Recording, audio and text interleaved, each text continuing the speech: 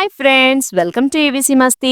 గోదారి గట్టు మీద రామచిలకమ్మ అనే పాట ఈ మధ్యకాలంలో ఎంత పాపులర్ అయిందో వేరే చెప్పాల్సిన పని లేదు. ఈ పాటలో వెంకటేష్ గారికి భారీగా నటించి మంచి మార్కులే కొట్టేశారు ఐశ్వర్య రాజేష్. అయితే ఈమె తండ్రి రాజేష్ గారు కూడా నటుడే. ఒకప్పుడు హీరోగా, క్యారెక్టర్ ఆర్టిస్ట్ గా, విలన్ గా అనేక సినిమాల్లో నటించిన రాజేష్ గారు చాలా తక్కువ వయస్సులో 38 ఏళ్లకే అకాల మరణం పొందారు. అప్పటికి ఆయనకు 4 పిల్లలు. దాంతో రాజేష్ గారి భార్య ఎన్నో ఇబ్బందులు పడి చివరకు ఎలాగో ఒకలాగా తన కూతురు ఐశ్వర్య గారిని హీరోయిన్ గా చేయగలిగారు. అయితే ఈ వీడియోలో రాజేష్ గారి కెరీర్ ఎలా మొదలైంది, హీరోగా కెరీర్ స్టార్ట్ చేసి సహాయ పాత్రలకు ఎందుకు పరిమితమయ్యారు, నటుడిగా బాగా సంపాదిస్తున్న రోజుల్లోనే మందుకు బానిసగా ఎందుకు మారారు, ఆయన కెరీర్ ట్రాక్ తప్పటానికి కారణాలేంటి, అంత చిన్న వయసులోనే ఆయన చనిపోవటానికి కారణం ఎవరు అనే విషయాలన్నింటినీ ఈ వీడియోలో చెప్పుకుందాం. స్కిప్ చేయకుండా వీడియో చివరి వరకు చూడండి ఫ్రెండ్స్. అలాగే మన ఛానల్లో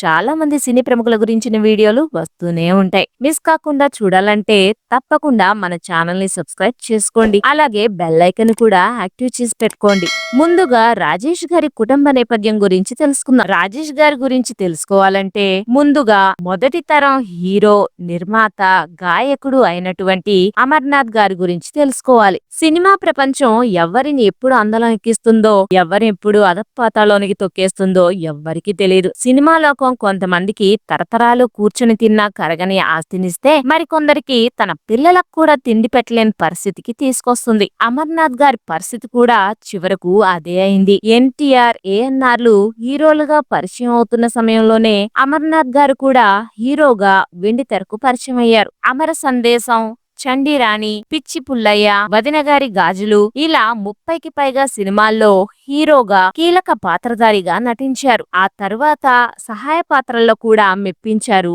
అమర్నాథ్ గారు. ఈయన సోదరుడు మానాపురం అప్పారావు గారు కూడా సినిమా డైరెక్టరే. 1973 సంవత్సరంలో అమరచంద్ర మూవీస్ బ్యానర్ ని కూడా ఏర్పాటు చేసి మగవారి మాయలు సినిమాను నిర్మించారు. ఆ తర్వాత మెల్లగా సినీ అవకాశాలు రాకపోవడం, అనారోగ్యం కారణంగా సినిమాల్లో చేయలేకపోవడంతో ఆర్థికంగా నష్టపోయారు. స్టార్ హీరోగా బంగ్లాలో ఉండాల్సిన అమర్నాథ్ గారు అద్దెంట్లో అద్దె కూడా కట్టలేని పరిస్థితికి చేరుకున్నారు. తన 9 మంది పిల్లలకు కడుపు నిండా భోజనం కూడా పెట్టలేని దుస్థితికి చేరుకున్నారు. ఆ పిల్లల్లో ఒకరే మనం ఇప్పుడు చెప్పుకుంటున్న రాజేష్ గారు. ఈ పిల్లల్లో రెండో అమ్మాయే ప్రముఖ లేడీ కమెడియన్ శ్రీలక్ష్మి గారు. అసలు రాజేష్ గారికి సినీ అవకాశం ఎలా వచ్చిందో ఇప్పుడు తెలుసుకుందాం. రాజేష్ గారు 1958లో చెన్నైలో పుట్టారు. మొదట్లో అమర్నాథ్ గారు ఆర్థికంగా బాగున్నప్పుడు పిల్లలను చాలా బాగా గారాబంగా చూసుకునేవారు. కానీ అనారోగ్యంతో అమర్నాథ్ గారు 1980 సంవత్సరం ఫిబ్రవరి 22న కాలం చేశారు. అప్పటి నుండి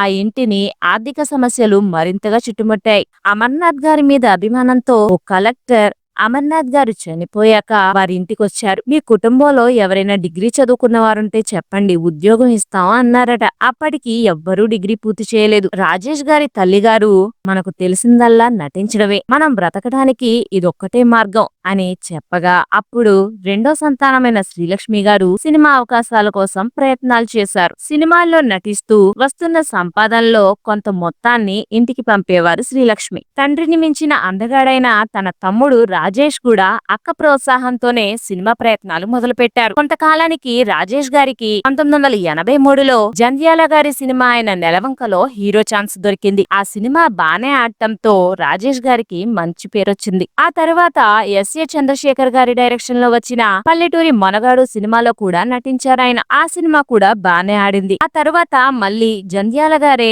1983లో రెండు జల్ల సీత అనే సినిమాలో అవకాశం ఇచ్చారు. ఈ సినిమా సూపర్ హిట్ అవటంతో రాజేష్ గారికి వెనుదిరుగు చూసుకునే అవకాశం రాలేదు. వరుసపెట్టి అవకాశాలొచ్చాయి. తెలుగు, కన్నడలో ఒకేసారి నిర్మాణం జరుపుకున్న ఆనందభైరవి సినిమాలో హీరోగా చేశారు. తెల్ల గులాబీలు, బొబ్బిలి బ్రహ్మన్న, భారతంలో శంకారావం, శిక్ష, డ్రైవర్ బాబు, సీతారామ కళ్యాణం, ఆత్మబంధువులు, సాహసమే నా ఊపిరి, అశ్వత్థామ ఇలా అనేక సినిమాల్లో మంచి పాత్రలో నటించి నటుడుగా మంచి పేరు సంపాదించుకున్నారు. కానీ మనం ఒకటి తలిస్తే దైవం మరొకటి తలుస్తుందిగా. మంచి అవకాశాలు దక్కించుకొని కెరీర్ లో స్థిరపడ్డారు అనుకున్న టైంలో పలు రకాల ఇబ్బందులు తలెత్తాయి. అవేంటో తెలుసుకునే ముందు ఈ వీడియో నచ్చినట్లయితే మర్చిపోకుండా ఓ లైక్ ఇవ్వండి ఫ్రెండ్స్. ఇచ్చారా? Thank you friends. హీరోగా సినిమాలు చేస్తున్న టైంలో చిన్న వయసులోనే రాజేష్ గారు నాగమణి అనే డాన్సర్ ని ప్రేమించి పెళ్లి చేసుకున్నారు. ఈమె ప్రముఖ డాన్సర్ సలీం మాస్టర్ గారి టీంలో ఉండేవారు. ఇప్పుడిప్పుడే కెరీర్ లో స్థిరపడుతున్నావు, అప్పుడే పెళ్లెందుకు అని రాజేష్ గారిని ఇంట్లో తిట్టి పెళ్లికి ఒప్పుకోలేదు. కానీ రాజేష్ గారు పట్టుబట్టడంతో ఆ పెళ్లి జరిగింది. రాజేష్ నాగమణి దంపతులకు 3 అబ్బాయిలు, 1 అమ్మాయి. ఆ అమ్మాయి మరెవరో కాదు, మనకు బాగా తెలిసిన ఐశ్వర్య రాజేష్. ఇక రాజేష్ గారికి సినిమా ఆఫర్స్ వరుసగా వస్తున్నప్పటికీ ఆర్థిక పరమైన క్రమశిక్షణ ఉండేది కాదు. సినిమాలో నటించగా వచ్చిన డబ్బులను ఆలోచించకుండా దాన ధర్మాలు చేసేవారట. రాజేష్ గారు షూరిటీగా ఉండి తెలిసిన వాళ్లకు లక్షల డబ్బు ఇప్పించేవారు. రాజేష్ గారికి మిత్ర బృందం ఎక్కువ ఉండటంతో మొహమాటానికి పోయి అడిగిన వారికల్లా దానాలు చేసేసేవారు. అదే మొహమాటంతో సినీ నిర్మాతలు ఎంతిస్తే అంతే రెమ్యూనరేషన్ తీసుకునేవారట. అలాగే తన ఫ్రెండ్స్ ప్రోద్బలంతో ఓ సినిమా నిర్మాణానికి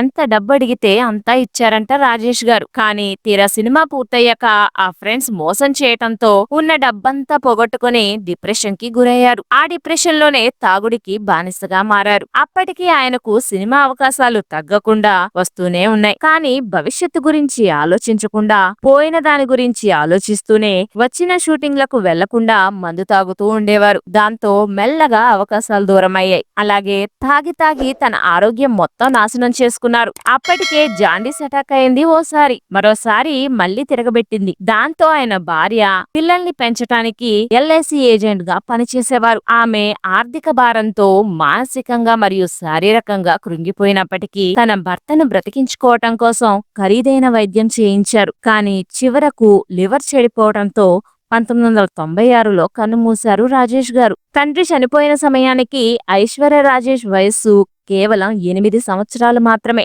అయితే అప్పట్లో వీరికి ఓ ఫ్లాట్ ఉండేదట. కానీ షూరిటీ కింద డబ్బులు తీసుకున్న వాళ్ళు ఆ అప్పును చెల్లించకపోవటంతో అప్పు ఇచ్చిన వాళ్ళు ఆ ఫ్లాట్ ను ఆక్రమించుకున్నారట. దాంతో కుటుంబం మొత్తం అద్దె ఇంట్లో తలదాచుకున్నారట. పెద్ద దిక్కు లేకుండా కుటుంబాన్ని లాక్కురావడం అంటే చిన్న విషయం కాదు. కానీ రాజేష్ గారి భార్య ఎన్నో కష్టాలు పడుతూ పిల్లలను బాగా చదివించి పెద్దవాళ్ళని చేశారు. కానీ ఆ విధి మరోసారి ఆ కుటుంబంపై పగపట్టింది. అనుకోని విధంగా ఆమె తన పెద్ద కొడుకుని కోల్పోయారు. అంతలోనే మరో విషాదం ఎదురైంది. రెండో కుమారుడు వినాయక చవితి ముందు రోజున స్నేహితుల ఇంటికి వెళ్లి వస్తూ కార్ యాక్సిడెంట్ లో చనిపోయాడు. ఇలా వరుస మరణాలతో రాజేష్ గారి కుటుంబం అష్టకష్టాలు పడింది. చేతికి వచ్చిన 2 కొడుకులు తన కళ్ల ముందే చనిపోవటంతో ఐశ్వర్య రాజేష్ తల్లి కొన్నాళ్లు మంచానికే పరిమితమయ్యారు. దాంతో కుటుంబ బాధ్యత పూర్తిగా ఐశ్వర్య రాజేష్ మీద ఉండటంతో చిన్న వయసులోనే అష్టకష్టాలు పడింది. సినిమా ప్రయత్నాల్లో భాగంగా కలర్ లేదని తక్కువ చూపు చూసి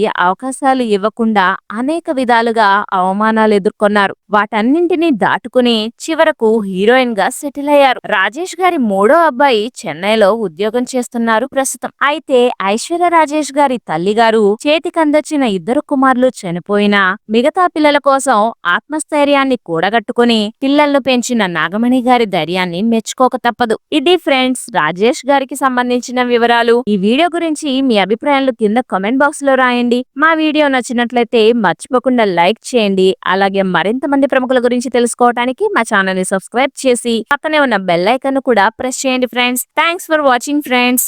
జై హింద్.